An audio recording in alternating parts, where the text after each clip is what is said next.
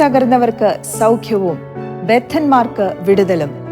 Prayer and power ministries ഒരുക്കുന്ന word and power എന്ന ഈ ആത്മീക ശുശ്രൂഷയിലേക്ക് നിങ്ങൾക്ക് ഏവർക്കും സ്വാഗതം. ദീർഘവർഷങ്ങളായി കർത്താവിന്റെ മഹത്വമേറിയ ശുശ്രൂഷയിൽ ലോകത്തിന്റെ വിവിധ രാജ്യങ്ങളിൽ വചനപ്രഘോഷണം ചെയ്തു വരുന്ന കർത്തൃദാസൻ ഡോക്ടർ ജോർജ് വർഗീസ് നിങ്ങൾക്കായി ദൈവവചനം പങ്കുവയ്ക്കുന്നു. ഈ വചന കേൾവി ഏവർക്കും അനുഗ്രഹമായി തീരട്ടെ. പ്രാർത്ഥനയോടെ ശ്രവിച്ചാലും. ദൈവത്തിൻ്റെ അതിപരിശുദ്ധമായ നാമം വാഴ്ത്തപ്പെടുമാറാകട്ടെ. വീണ്ടും നിങ്ങളുടെ മുമ്പാകെ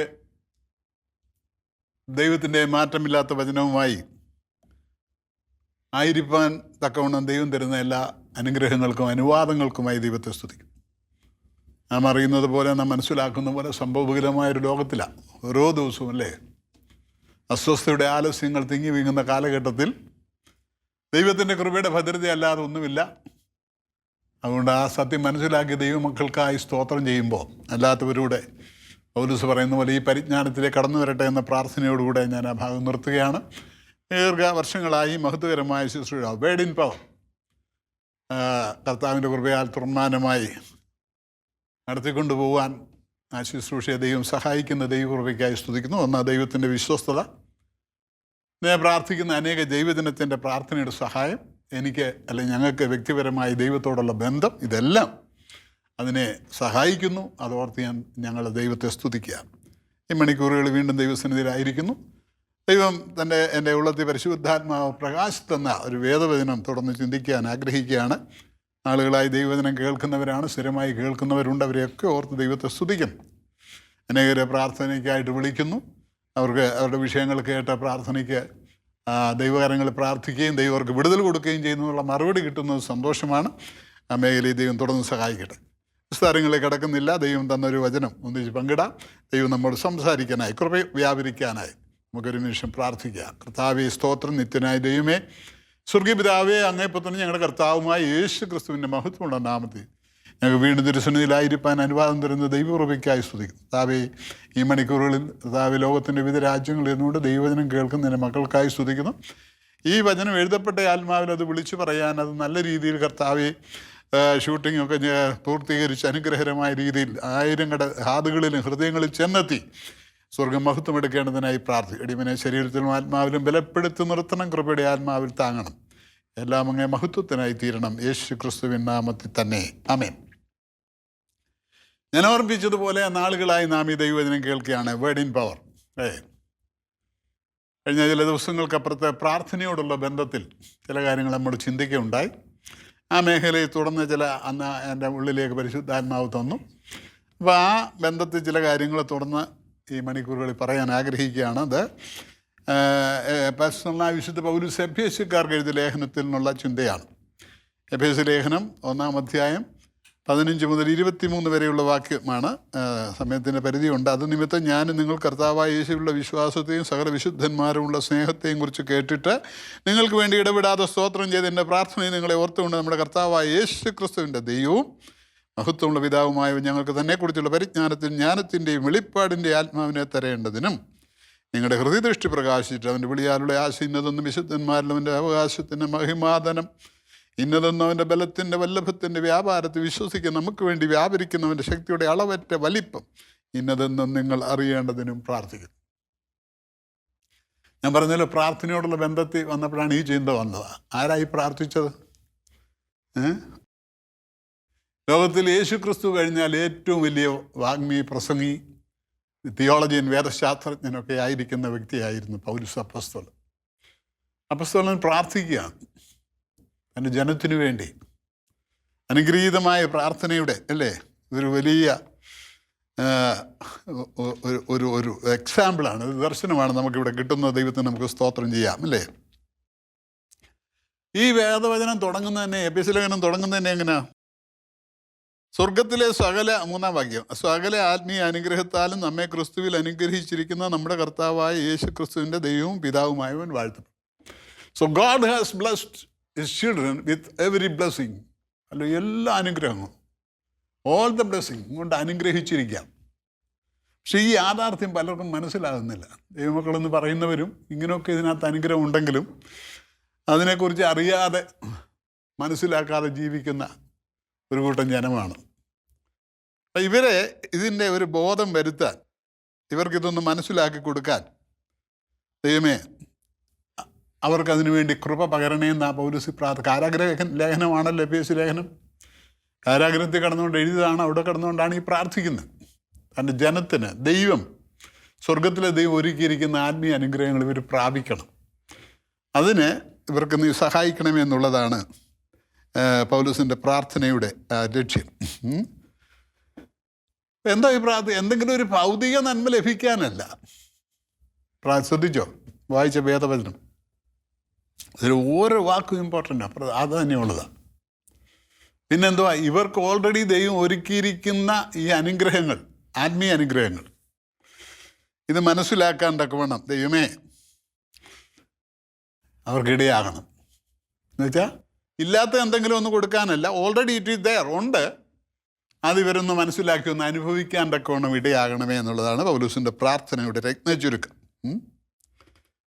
വേറെ അർത്ഥത്തിൽ പറഞ്ഞാൽ Paul's prayer is for enlightenment. ഇവർക്ക് ഇതൊന്ന് പ്രകാശിപ്പിച്ചു കൊടുക്കണം, ഒന്ന് മനസ്സിലാക്കാൻ തക്കവണ്ണം ഇവരുടെ. അതുകൊണ്ടാണ് ഇവിടെ നമ്മൾ വായിച്ചു, ഹൃദയദൃഷ്ടി പ്രകാശിക്കുന്നതിനെ കുറിച്ചൊക്കെ വായിച്ചില്ലേ. ദൈവത്തിന് നമുക്ക് സ്തോത്രം ചെയ്യാം, ഹല്ലേലൂയ. ദൈവങ്ങളുടെ കരങ്ങളിലോട്ട് ഏൽപ്പിക്കാൻ, കർത്താവെ സഹായിക്കണമെന്ന് ഇന്ന് പകൽക്കാലം പ്രാർത്ഥിക്കാൻ എല്ലാവർക്കും കഴിയട്ടെ. കൃപയുടെ കരങ്ങളിൽ നമ്മെ ഏൽപ്പിക്കുക. അപ്പോൾ പൗലോസ് പ്രാർത്ഥിക്കുന്നു എൻലൈറ്റ്മെൻറ്റ്. ഇപ്പോൾ എൻലൈറ്റ്മെൻറ്റ് എന്ന് പറഞ്ഞാൽ പ്രകാശം. എവിടുന്നാ? കൃപാവരങ്ങളെക്കുറിച്ച് നമുക്കറിയാം. ഇത് ഒരിടത്ത് അങ്ങ് അടങ്ങിയിരിക്കാവുന്ന ഫലമുണ്ടോ? അത് ആക്ടിവേറ്റ് ചെയ്യുമ്പോഴാണ് അത് പ്രയോജനകരമായത്. അപ്പം പൗലോസ് വളരെ ആത്മാർത്ഥയോടുകൂടെ പ്രാർത്ഥിക്കുകയാണ്, ദാറ്റ് ഗോഡ് ഷുഡ് എൻലൈറ്റൻ, ഇവരെ പ്രകാശിപ്പിക്കണം. അപ്പം ഇവിടെ പൗലോസിൻ്റെ പ്രാർത്ഥനയുടെ 2-3 കാര്യങ്ങളാണ് നമ്മളിവിടെ ചിന്തിക്കാൻ പോകുന്നത്.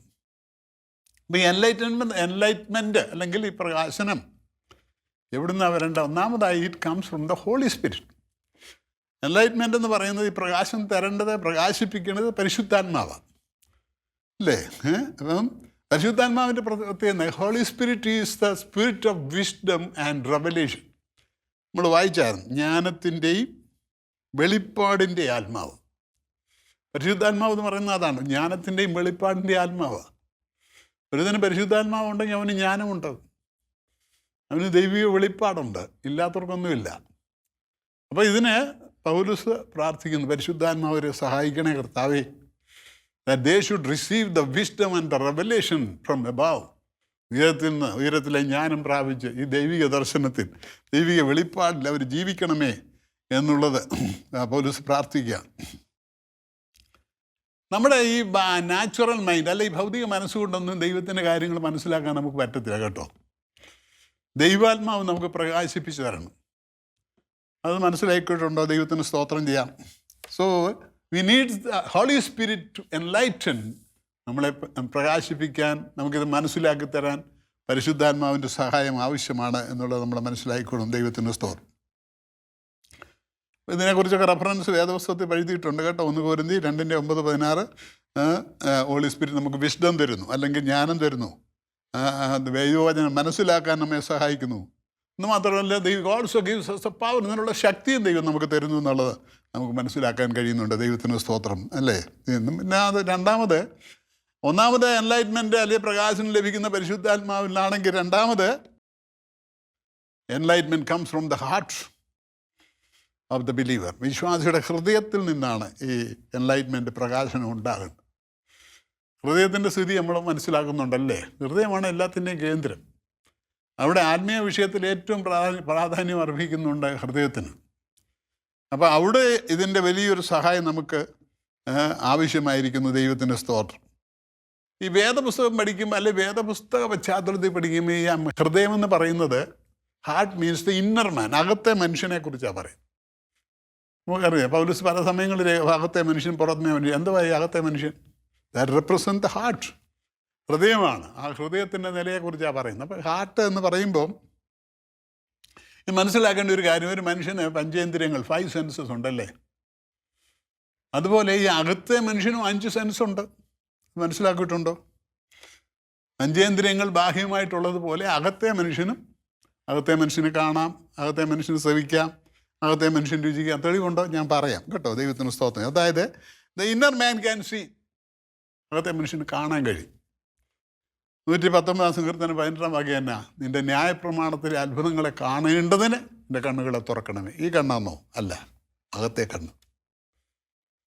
താഴ്ത്തപ്പെട്ട കർത്താവ് നീക്കോദീമോസിനോട് പറഞ്ഞു, ഒരുവൻ വീണ്ടും ജനിക്കുന്നില്ല എങ്കിൽ ദൈവരാജ്യം കാണാൻ പോലും കഴിയത്തില്ല. ഈ കണ്ണുകൊണ്ട് കാണുന്നതല്ല കേട്ടോ, ഇന്നർ മാൻ, അകത്തെ മനുഷ്യൻ. അതുപോലെ തന്നെ നമുക്ക് മനസ്സിലാക്കാൻ കഴിയും, ഇന്നർ മാൻ ക്യാൻ ഹിയർ, അകത്തെ മനുഷ്യന് കേൾക്കാൻ കഴിയും. മത്തായി 13:9 എന്തുവാ? കേൾപ്പാൻ ചെവിയുള്ളവൻ കേൾക്കട്ടെ. അകത്തെ മനുഷ്യൻ കേൾക്കണം. കേൾക്കാൻ ദൈവത്തിൻ്റെ പരിശുദ്ധാത്മാവ് ഈ സിസ്റ്റമൊക്കെ ക്രമീകരിച്ച് വെച്ചിട്ടുണ്ട്. അത് പ്രയോജനപ്പെടുത്തുന്നവർക്കാണ് അനുഗ്രഹം എന്നുകൂടെ സ്നേഹത്തോടെ ഓർമ്മിപ്പിക്കട്ടെ. മത്തായി 13:9, Ebraier 5:11 അത് രേഖപ്പെടുത്തിയിട്ടുണ്ട്. എന്ന് മാത്രമല്ല, the inner man can taste, അകത്തെ മനുഷ്യന് രുചി അറിയാം. രുചിച്ചിട്ടുണ്ടോ? 34 സങ്കീർത്തനം 8 വാക്യം എന്താ? യഹോവ നല്ലവനെന്ന് രുചിച്ചറിവീൻ. എന്ന് മാത്രമല്ല, 1 പത്രോസ് 2:1 മുതൽ വായിക്കുമ്പോൾ, ആകയാൽ ഇപ്പോൾ ജനിച്ച ശിശുക്കളെ പോലെ വചനം എന്ന മായമില്ലാത്ത പാൽ കുടിപ്പാൻ വാഞ്ചിപ്പിൻ. ഈ പാലൊക്കെ കുടിക്കുമ്പോൾ അതിൻ്റെ രുചി അറിയത്തില്ല. അകത്തെ മനുഷ്യൻ രുചിക്കാൻ കഴിയും. ഇന്നർ മാൻ അല്ലേ? സ്തോത്രം. എന്ന് മാത്രം ഇന്നർ മാൻ ക്യാൻ സ്മെൽ, അകത്തെ മനുഷ്യന് മണം അറിയാം, ശ്വസിക്കാൻ കഴിയും, മണക്കാൻ കഴിയും. ഫിലിപ്പിയ ലേഖനം 4:18 സൗരഭ്യവാസനയെക്കുറിച്ച് പറഞ്ഞിരിക്കുന്നു.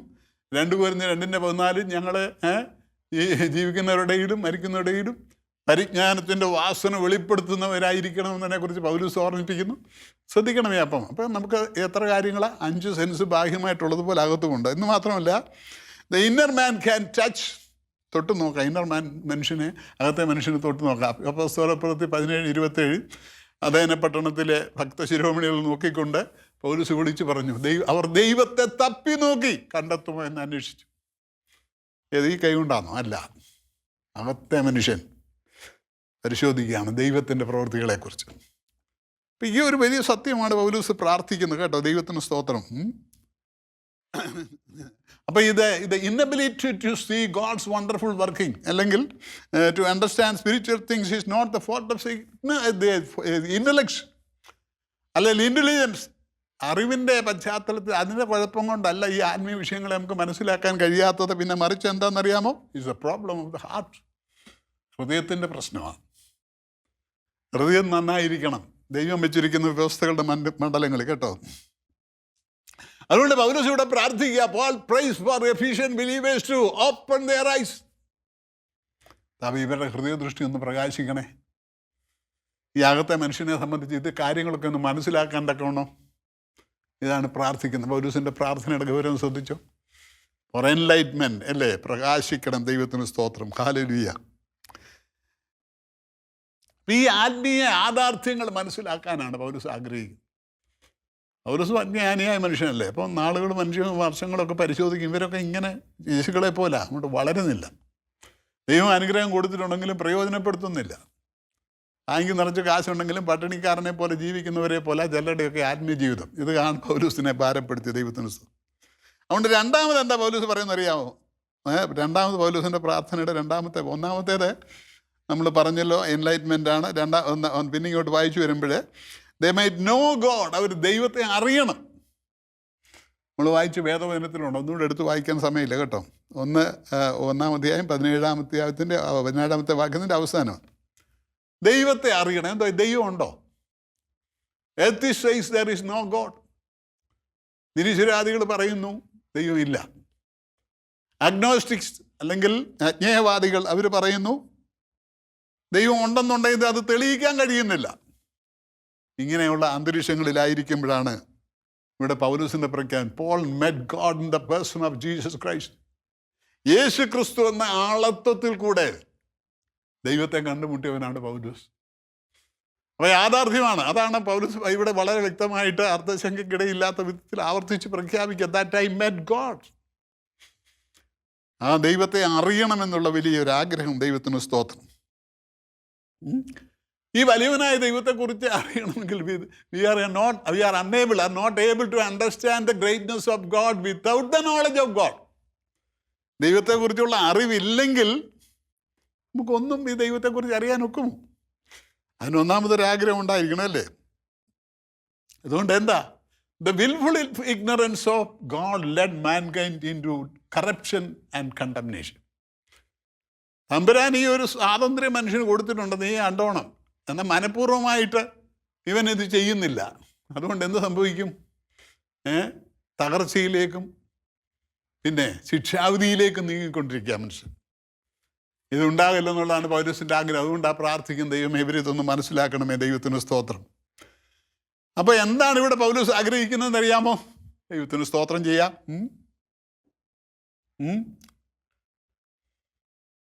ദൈവത്തെ അറിയാനുള്ള ഒരു അൺവില്ലിങ്നെസ്, ഒരു മനസ്സില്ലായ്മ അല്ലേ? എങ്ങനെ അറിയണം? സൃഷ്ടിതാവായിട്ടും പരിപാലകനായിട്ടും ഭരണകർത്താവായിട്ടും രക്ഷിതാവായും ന്യായാധിപനായിട്ടും ഒക്കെ നമ്മൾ മനസ്സിലാക്കണം ദൈവത്തെ. അല്ലാതെ സേവിയർ എന്നുള്ള അർത്ഥത്തിൽ മാത്രമല്ല, രക്ഷിതാവ് എന്നുള്ള അർത്ഥത്തിൽ മാത്രമല്ല കേട്ടോ. ദൈവത്തെ വാസ്തവമായി അറിയണം. To know God. എന്തോ മനസ്സിലാക്കാൻ? To know God personally is salvation. കർത്താവിനെ, യേശുവിനെ വ്യക്തിപരമായി അറിയുക എന്ന് പറയുന്നതാണ് രക്ഷ. To know God increasingly is sanctification. കൂടുതലായി അറിയുക എന്ന് പറയുന്നതാണ് വിശുദ്ധീകരണം. To know God perfectly is glorification. ദൈവത്തിനെ പൂർണ്ണമായി അറിയുക എന്ന് പറയുന്നതാണ് മഹത്വീകരണം. പൂർണ്ണമായി അറിയുന്ന ഇവിടെ വെച്ച് അറിയാനൊക്കത്തില്ല കേട്ടോ. അത് നിത്യതയിലാണ് വെളിപ്പെടുന്നത്. When we are going to be transferred to the other stage, പുതിയ മേഖലയിലേക്ക് ട്രാൻസ്ഫർ ചെയ്യുമ്പോൾ. അപ്പോൾ ഈ അറിവിൻ്റെ വിവിധ മേഖലകളെക്കുറിച്ച് ഞാൻ ഓർമ്മിപ്പിക്കുക എന്നുള്ളതേ ഉള്ളൂ. ദൈവത്തിന് സ്തോത്രം. അതുകൊണ്ട് പൂർണ്ണമായിട്ട് അറിയുന്ന ഒരു അനുഭവത്തിലേക്ക് എത്താനാണ് ദൈവം നമ്മെക്കുറിച്ച് ആഗ്രഹിക്കുന്ന. ദൈവത്തിന് സ്തോത്രം. ദൈവം തൻ്റെ സ്വരൂപത്തിലും ഒക്കെ നമ്മളെ സൃഷ്ടിച്ചിരിക്കുന്നല്ലേ. പക്ഷെ ഒരു പരിമിതമായ the better we know God, എത്രത്തോളം കൂടുതൽ അറിയുമോ അത്രത്തോളം നമ്മൾ ദൈവത്തോട്, കർത്താവിനോടുള്ള സ്വരൂപതയിൽ അല്ലെങ്കിൽ ആ സ്വരൂപത്തോട് അനുരൂപമായി നമ്മൾ മാറുക എന്നുള്ളതാണ് നമ്മളെക്കുറിച്ച് കർത്താവ് ആഗ്രഹിക്കുന്ന. ദൈവത്തിൻ്റെ സ്തോത്രം. തന്നെയുമല്ല, the better we know God, the better we know each other. കൂടുതലായി നമ്മൾ ദൈവത്തെ അറിയുമ്പോൾ മറ്റുള്ളവരെയും അന്യോന്യം അറിയാനുള്ള ഒരു കഴിവ് ദൈവം നമുക്ക് തരും, നമുക്ക് ഉണ്ടാകും എന്നുള്ളൂടെ സ്നേഹത്തോടെ ഓർമ്മിപ്പിക്കട്ടെ. ദൈവത്തിന് സ്തോത്രം ചെയ്യാം. അതുകൊണ്ട് രക്ഷിതാവെന്നുള്ള നിലയിൽ ഉപരിയായിട്ട് ദൈവമേ, ആമേൻ, നിന്നെ എങ്ങനെ അറിയണം? ദൈവം രക്ഷിതാവ് എന്നുള്ള ഫ്രണ്ടായിട്ടും ആമേൻ നടത്തിപ്പുകാരനായിട്ടും ഒക്കെ നമ്മുടെ ജീവിതത്തിൽ അറിഞ്ഞ് നമ്മുടെ ജീവിതത്തിൻ്റെ പൂർണ്ണമായ ഒരു സാറ്റിസ്ഫൈ അല്ലെങ്കിൽ സംതൃപ്തിയുള്ള ക്രിസ്ത്യ ജീവിതത്തിന് ഉടമകളായിരിക്കാൻ ദൈവം നമ്മെക്കുറിച്ച് ആഗ്രഹിക്കുന്നു. വേഗത്തിൽ പറയട്ടെ. എന്ന് മാത്രമല്ല, we must know God's calling. ദൈവത്തിൻ്റെ വിളി, നിങ്ങളുടെ വിളിയാലുള്ള ആശയം നമ്മൾ വായിച്ചല്ലോ. നമ്മൾ ഓരോരുത്തരെ കുറിച്ച് ദൈവത്തിനൊരു ഒരു വിളിയെപ്പിച്ചപ്പോൾ ഒരു താല്പര്യമുണ്ട്. ദാറ്റ് വി ഷുഡ് നോ, ഇന്നതാകണം എന്നുള്ളതിൻ്റെ ഒരു ആഗ്രഹം. അത് ചിന്തിച്ചിട്ടുണ്ടോ? എപ്പോഴേലും പ്രാർത്ഥിച്ചിട്ടുണ്ടോ? എൻ്റെ ദൈവം എന്നെക്കുറിച്ചുള്ള വിളിയുടെ ഉദ്ദേശം എന്താ? അതൊന്ന് നടത്തണേ. ഈ കോളിംഗ് എന്നുള്ളൊരു ഇമ്പോർട്ടൻ്റ് ആയിട്ടുള്ള വാക്ക് ക്രിസ്ത്യൻ വൊക്കാബുലറി കേട്ടോ. എക്ലീഷ്യ, വിളിച്ച് വേർതിരിക്കപ്പെട്ടവർ. സഭ, ചർച്ച്, വേർതിരിക്കപ്പെട്ടവർ, അവർ വിളിച്ച് വേർതിരിക്കപ്പെട്ടവർ. ഈ കോളിങ്ങിനൊരു വലിയ അർത്ഥമുണ്ട് കേട്ടോ. വിളിച്ചു, ദൈവം നമ്മെ വിളിച്ചു. എന്നൊരു വിശുദ്ധിയുടെ വിളിയാണ് നമ്മളെ വിളിച്ചിരിക്കുന്ന പോലും രേഖപ്പെടുത്തിയിരിക്കുന്നത്. മനസ്സിലായോ? You have a holy calling. വിശുദ്ധ വിളി കൊണ്ട് വേർതിരിച്ചിരിക്കുന്നു എന്നാണ്, സാധാരണ വിളിയല്ല. ദൈവമേ കരുണ ചെയ്യണമേ. ഹല്ലേലൂയ. എന്ന് മാത്രമല്ല, പത്രോസ് പറയുന്നറിയാമോ, we have been called out of darkness. നമ്മളെ അന്ധകാരത്തിൽ നിന്നും വിളിച്ചിരിക്കുന്നു അത്ഭുത പ്രകാശത്തിലേക്ക്. വാക്യങ്ങളൊക്കെ നിങ്ങൾക്കറിയാൻ ഞാൻ കൂടുതൽ പറയുന്നില്ല. നമ്മെ വിളിച്ചു, ഒരു വലിയ വ്യത്യാസത്തിലേക്ക് വിളിച്ചിരിക്കുക. ദൈവത്തിൻ്റെ സ്തോത്രം. നമ്മുടെ വിളിയിലൊരു ആശയുണ്ട് കേട്ടോ. There is a hope in our calling. ഇത് മനസ്സിലായിക്കോണം. എന്താ, ചില വിളികളൊന്നും ഒരു ഹോപ്പുമില്ല, ഇല്ലാത്ത പല വിളികളും. പക്ഷെ ദൈവം വിളിക്കുന്ന വിളിക്കൊരു ഹോപ്പുണ്ട്. ഇതെല്ലാവരും മനസ്സിലായിക്കോണം. ദൈവത്തിന് സ്തോത്രം. In Christ, rather Christ assures us a wonderful future. ഒരു മനോഹരമായ ഭാവിയാണ് ഈ വിളിയിൽ കൂടെ ദൈവം നമുക്ക് നൽകിയിരിക്കുന്നത് എന്നുള്ളത് നമ്മൾ മനസ്സിലാകും. എന്താ ദൈവത്തിൻ്റെ നമുക്ക് തന്നിരിക്കുന്ന ഈ വിളിയുടെ പ്രത്യേകത എന്നുള്ളതെന്നറിയാമോ? ദൈവത്തിൻ്റെ സ്തോത്രം. The biggest hope is that the return of Jesus Christ. Yeshu കർത്താവിൻ്റെ മടങ്ങി വരവാ. 1 തെസ്സലോനിക്കർ 4:13-18 പറയുന്നു, കർത്താവ് താൻ ഗംഭീരനാദത്തോടും പ്രധാന ദൂതൻ്റെ ശബ്ദത്തോടും ദൈവത്തിൻ്റെ കാഹളത്തോടും കൂടെ ഇറങ്ങി വരുന്നതിനെ കുറിച്ചൊക്കെ രേഖപ്പെടുത്തിയിട്ടുണ്ടല്ലേ. ക്രിസ്തുവിൽ മരിച്ചവർ മുമ്പേ ഉയർത്തെഴുന്നേൽക്കുകയും പിന്നെ ജീവനോടെ ശേഷിക്കുന്ന അവനെ എതിരേൽക്കേണ്ടതിന് ആകാശമേഘങ്ങളിൽ എടുക്കപ്പെടും. ഈ വചനങ്ങളെ കൊണ്ട് അന്യോന്യം ആശ്വസിപ്പിച്ചുകൊള്ളുവിനെന്നുള്ള മനോഹരമായ വചനമല്ലേ? ഇപ്പൊ എന്താ പറയാൻ ശ്രമിക്കുന്നത്? Without Christ we have no hope. Yeshu കർത്താവില്ലെങ്കിൽ ഒരു ഹോപ്പുമില്ല, ഒരു പ്രത്യാശയുമില്ല. ബട്ട് വിത്ത് ക്രൈസ്റ്റ്, കർത്താവിനോട് കൂടെയാണെങ്കിൽ, യേശുവിനോട് കൂടെയാണെങ്കിൽ, we have a living hope, ജീവനുള്ള പ്രത്യാശ. എത്ര അനുഗ്രഹമാണ്! ദൈവത്തിന് സ്തോത്രം. ഇതാണ് നമ്മളെ ദിനം പ്രതി ധൈര്യപ്പെടുത്തേണ്ടത്, ധൈര്യപ്പെടുത്തുന്നത് ദൈവത്തിന്. അപ്പോൾ ശ്രദ്ധിക്കണമേ, നമ്മുടെ വിളിയിലൊരു ആശയുണ്ട്. അവരോരൊന്ന് ചിന്തിക്കണേ, കർത്താവേ, എൻ്റെ വിളിയിലുള്ള ആശയം എന്നാ, നിനക്ക് എന്നെക്കുറിച്ചുള്ള ആശയം എന്നാ, അതൊന്ന് പൂർത്തീകരിക്കാൻ എന്നെ സഹായിക്കണമേ എന്നൊന്ന് പ്രാർത്ഥിക്കുമോ പ്രിയപ്പെട്ടവർ? ഞാൻ വേഗത്തിൽ ഓടിച്ചു പോകട്ടെ. ഒരു ദിവസത്തിൻ്റെ പ്രാർത്ഥനയാണല്ലോ. 1:18 നമ്മൾ വായിപ്പം, എഫേസ്യർ 1:18. We must know God's riches. ദൈവത്തിൻ്റെ ധനം നമ്മൾ അറിയണം. മനസ്സിലായി? എന്താ റിച്ചസ് എന്ന് പറയാമോ? അവിടെ രേഖപ്പെടുത്തിയിരിക്കുന്നു. ദൈവത്തിന് സ്തോത്രം ചെയ്യട്ടെ. ഹല്ലേലൂയ. എന്താണെന്നറിയാം? അവൻ്റെ അവകാശത്തിൻ്റെ മഹിമാധനം. ഇതൊരു വലിയ മിസ്റ്ററിയാണ് കേട്ടോ. എന്തോ അവകാശത്തിന് നമുക്കൊരു വലിയ അവകാശമുണ്ട്. അതായത് നമ്മൾ ദൈവത്തിൻ്റെ അവകാശം, നമുക്ക് ദൈവത്തിൽ കൂടെ ലഭിക്കുന്ന അവകാശത്തെക്കുറിച്ചല്ല ഇവിടെ കർത്താവ് പറയുന്നത്, അല്ലെങ്കിൽ വേദപുസ്തകം നമ്മെ പഠിപ്പിക്കുന്നത്. ദൈവവചനം പറയുന്നത് നമ്മൾ ദൈവത്തിൻ്റെ അവകാശമാണ്. That we are God's riches. സ്വർഗത്തിലൊരുത്തിരി റിച്ചസ് ഉണ്ട്, അതല്ല ഇവിടെ പരാമർശിക്കുന്നത്. We are God's rich. ഇത് ചിന്തിച്ചിട്ടുണ്ടോ? നമ്മൾ അവകാശത്തിൻ്റെ മഹിമാധനമാണ് ദൈവം. എന്ന് വെച്ചാൽ ഒരു മനുഷ്യൻ്റെ ധനസ്ഥിതി അവന് പേരുണ്ടാക്കുന്നത് പോലെ, like a man's riches bring glory to his name, God has riches through us his church. തൻ്റെ സഭയിൽ കൂടെ, അല്ലെങ്കിൽ വിശ്വാസികളായി നമ്മിൽ കൂടെ ദൈവത്തിനൊരു വലിയ ധനമുണ്ട്. അത് ലഭിക്കണം. ഈ യാഥാർത്ഥ്യം മനസ്സിലാക്കി ജീവിക്കാൻ കഴിയുന്നുണ്ടോ പ്രിയപ്പെട്ടവരെ? ദൈവത്തിന് സ്തോത്രം ചെയ്യാം. താവേ, ഞങ്ങൾ നിൻ്റെ ധനമാണല്ലോ. ആ സ്റ്റാൻഡേർഡ് ജീവിക്കാൻ ദൈവമേ ഞങ്ങളെ സഹായിക്കണമേ എന്നുള്ള നമ്മുടെ പ്രാർത്ഥനയാണ്. അതുകൊണ്ട് നമ്മൾ ദൈവത്തിൻ്റെ ഈ അവകാശമായിരിക്കുന്നത് കൊണ്ട് എന്തോ ചെയ്യണം? നമ്മൾ ദൈവത്തെ എപ്പോഴും പ്രസാദിപ്പിക്കാനായി ശ്രമിക്കണം. ദൈവത്തിന് സ്തോത്രം. എന്ന് മാത്രമല്ല, 4ാമത്തെ പോയിന്റ് എന്നാണെന്നറിയാം? That we might know God's power. 19 മുതൽ 23 വായിക്കുമ്പോൾ ദൈവത്തിൻ്റെ ധനത്തെക്കുറിച്ച് രേഖപ്പെടുത്തിയിരിക്കുന്നു. അതായത് അവൻ്റെ ബലത്തിന് വല്ലഭത്തിന് വ്യാപാരത്തിൽ വിശ്വസിക്കുന്ന നമുക്ക് വേണ്ടി വ്യാപരിക്കുന്നവൻ്റെ ശക്തിയുടെ അളവറ്റ അലിപ്പം ഇന്ന് നിങ്ങൾ അറിയണതിനും പ്രാർത്ഥിക്കും. അതായത് നമ്മൾ ദൈവത്തിൻ്റെ ശക്തി അറിയണം. ശക്തിയുണ്ടോ? നമ്മളെ അവൻ്റെ അവകാശമാക്കിയത് കൊണ്ട് തൻ്റെ സ്നേഹം കർത്താവ് വെളിപ്പെടുത്തിയല്ലേ? നമുക്ക് ഒരു വലിയ അനുഗ്രഹീതമായ ഫ്യൂച്ചർ, ഒരു ഭാവി അന്നുകൊണ്ട് നമ്മളെ പ്രത്യാശ ധൈര്യപ്പെടുത്തുക. ദൈവത്തിന് സ്തോത്രം. എന്നാൽ ഇവിടെ നമ്മളെ ചലഞ്ച് ചെയ്യുകയാണ്. എന്താ? നമുക്കൊരു ഒരു എക്സീഡിങ് ഭയങ്കര മഹത്വകരമായ ഒരു പവർ ദൈവം തന്നിട്ടുണ്ട്. ദൈവത്തിന് സ്തോത്രം. ഗ്രീക്കിലെ പവർ എന്നുള്ളത് ഡുനാമിസ് എന്നുള്ള വാക്കാണ്. ഡ്യുനാമിസ്, അതിൽ നിന്ന് ഡൈനാമോ എന്ന് വന്നിരിക്കുന്നു. ഡൈനാമോ ഈ പവർ ഉണ്ടാകത്തില്ലേ? ഡൈനാമൈറ്റ് പൊട്ടിത്തെറിച്ച് വലിയ പ്രശ്നമുണ്ടാകും. അപ്പം ആ പവർ അവിടുന്ന്, അപ്പം സ്വർഗീയ ഡൈനാമോയുടെയാണ് ഇവിടെ പൗലോസ് ഇവിടെ വ്യക്തമാണ്. അത്ര ഭയങ്കര വിശ്വസിക്കുന്ന എൻ്റെ മക്കൾക്ക് വേണ്ടി ബലത്തോടെ വ്യാപരിക്കുന്ന ശക്തി എന്നൊക്കെ പറയുമ്പോൾ വാക്കുകളിൽ അത് പ്രതിഫലിപ്പിക്കാൻ കഴിയത്തില്ല. അത് അനുഭവിക്കുന്നവർക്കറിയാം. എക്സീഡിങ് ജോയ്, മഹത്വത്തിൻ്റെ വല്ലഭത്വത്തിൻ്റെ ധനത്തിനൊത്തവണ്ണം. ദൈവത്തിന് സ്തോത്രം. പക്ഷേ എത്ര ധനമുണ്ടെങ്കിലും എത്ര ശക്തി ഉണ്ടെങ്കിലും അത് ഉപയോഗിച്ചാലല്ല ഗുണമുള്ളോ? എത്ര വലിയ പണക്കാരനാണെങ്കിലും ഉപയോഗിക്കാൻ കഴിയുന്നില്ല, കള്ളനെ പേടിച്ചിരിക്കുകയാണെങ്കിലോ നല്ല ഗുണമുണ്ട്. ലോകത്തിലെ 1ാമത്തെ കോടീശ്വരനായിരുന്നു റോക്ക്ഫെല്ലർ. പക്ഷേ പുള്ളിയുടെ ധനമെല്ലാം കൂടെ എന്ത് ചെയ്യണമെന്ന് ഓർത്ത് ആദ്യം എല്ലാം കയറി പുള്ളിക്ക് അൾസർ പിടിച്ചു. ഒന്നും കഴിക്കാൻ വയ്യ. ചെറിയ ചെറിയ ലൈറ്റായിട്ടുള്ള ഫുഡൊക്കെ കഴിച്ച് ജീവിക്കുക. നല്ല ഗുണമുണ്ടോ? ഇങ്ങനെ ആകല്ല.